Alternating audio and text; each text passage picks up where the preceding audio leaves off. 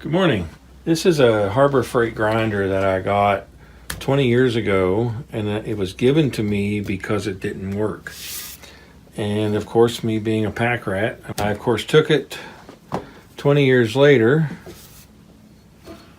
20 years later, I got it up underneath my bench, and I started looking at what I could do with it.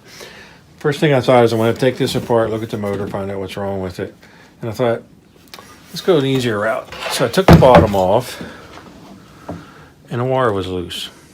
So someone gave it to me because it didn't work, and all that was wrong with it was one of these wires had come loose out of the wire nut.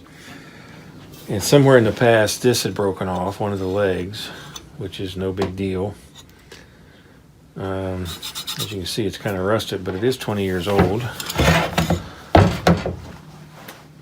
And what's even funnier, it's a 6-inch bench grinder, 3/4 horsepower, capacity start, heavy duty induction motor, 115 volts, one phase, 1.5 amps, half-inch arbor, 3450 RPM. You can't see the manufacture date that somebody has peeled the label off of it. But I'm almost positive this is a Harbor Freight grinder. If not, it's made by the same people that make the Harbor Freight grinders. So does it work? No. Okay, now that I've got it plugged in, other